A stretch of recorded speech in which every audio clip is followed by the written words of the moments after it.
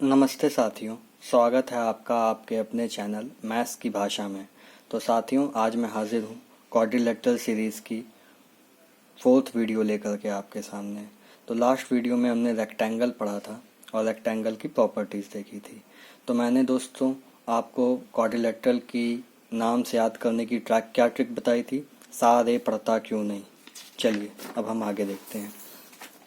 सा से स्क्वायर हो गया, आर ई से रेक्टेंगल हो गया, पी ए से पैरेललोग्राम हो गया, आर एस से रोम्बस हो गया, टी ए से ट्रेपेजियम हो गया, क्यू से के से काइट और नाई से कुछ नहीं। तो साथियों, पिछली वीडियो में हमने रेक्टेंगल देखा था, आज हमें पैरेललोग्राम पढ़ना है या समांतर चतुर्भुज। तो साथियों, ये आप बताइए, रेक्टेंगल पैरेललोग्राम के जस्ट बगल में है, तो इन दोनों में दोस्ती हो गई। अब दोस्ती किन के बीच में होती है? जिनमें भाई कुछ क्वालिटीज सिमिलर हो तभी। तो रेक्टेंगल और पैरेललोग्राम में कई क्वालिटीज सिमिलर होती हैं, इसलिए इनमें क्या हो गई, दोस्ती हो गई। स्क्वायर की रोम्बस से होती है। जब इस रेक्टेंगल और पैरेललोग्राम की दोस्ती हुई तो स्क्वायर ने सोचा यार मेरा भी कोई होना चाहिए, तो स्क्वायर और रोम्बस की क्वालिटीज मिलती थी, तो स्क्वायर और रोम्बस एक दूसरे से दोस्त हो गए। तो रेक्टेंगल और पैरेललोग्राम क्या है, इनका चक्कर चलता है। चलिए अब नंबर 3 पे क्या है हमारा, पैरेललोग्राम। अब हम समांतर चतुर्भुज पढ़ते हैं। सबसे पहले इसकी क्वालिटीज या गुण देखेंगे।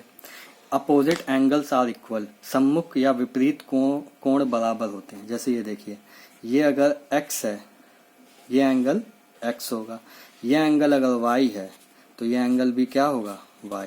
आया समझ में?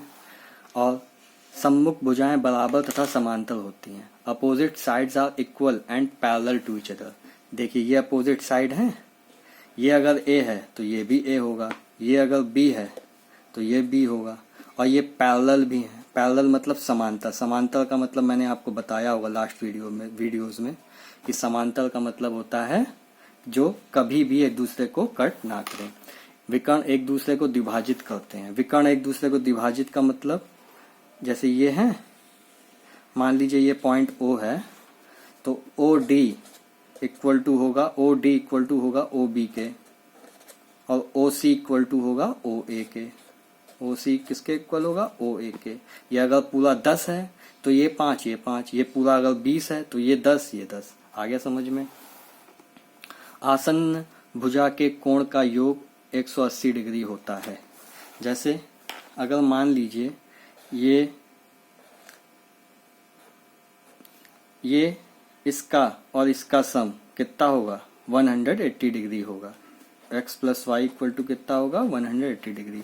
जैसे यहाँ पे इसका और इसका सम क्या होगा, x plus y equal to 180 degree होगा। एक थ्योरम आपने पढ़ी होगी, अगर दो पैरेलल लाइंस को एक ट्रांसवर्सल लाइन कट कर रही हो तो उसके अंदर की तरफ बनने वाले जो एंगल्स होते हैं उनका सम 180 डिग्री होता है। ठीक है। अब सभी आयत समांतर चतुर्भुज होते हैं। सभी आयत जो होते हैं वो समांतर चतुर्भुज होते हैं। अब देखिए, जैसे यहाँ हमें एंगल्स तो पता नहीं है, पैरेललोग्राम में हमें एंगल्स तो पता नहीं है कि कितने का होता है। तो कायदे से देखा जाए, ये हमारा आयत, ये भी एक टाइप का पैरेललोग्राम यानी समांतर चतुर्भुज तो है, क्योंकि इसमें सारे एंगल्स बस क्या होते हैं, 90 डिग्री होते हैं। बाकी पैरेललोग्राम में कोई एंगल कुछ भी हो सकता है। समांतर चतुर्भुज में कोई डेफिनेट नहीं होता कि यही एंगल होगा।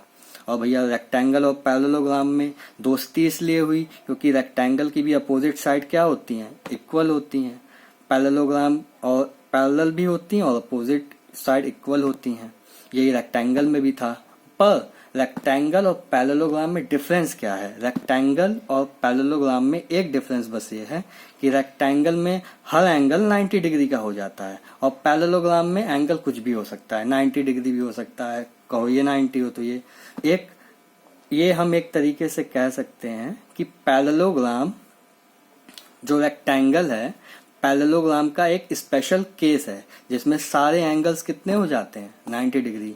लड़कों को बहुत कंफ्यूजन होती थी कि पैरेललोग्राम में क्या होता है, रेक्टेंगल में क्या होता है। तो अब जैसे जैसे हम आगे बढ़ते जाएंगे तो शायद आपको समझ में आने लगेगा कि किस में इक्वल होता है, किस में 90 डिग्री होता है। चलिए अब आगे बात करते हैं।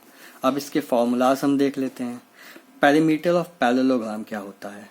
जैसे मान लीजिए ये बेस है, ये हाइट है, ये अगर बेस है, अगर ये इसकी ए है, ये होगा, ये बी है तो ये बी होगा।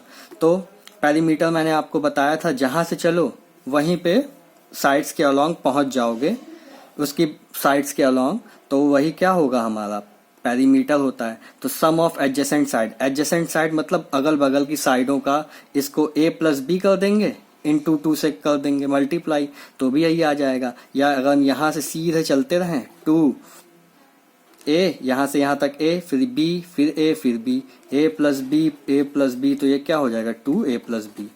फॉर्मूला वही है, कोई इसमें प्रॉब्लम की बात नहीं है। अब देखिए समांतर चतुर्भुज का परिमाप ये मैंने बता दिया। अब समांतर चतुर्भुज का क्षेत्रफल क्या होता है।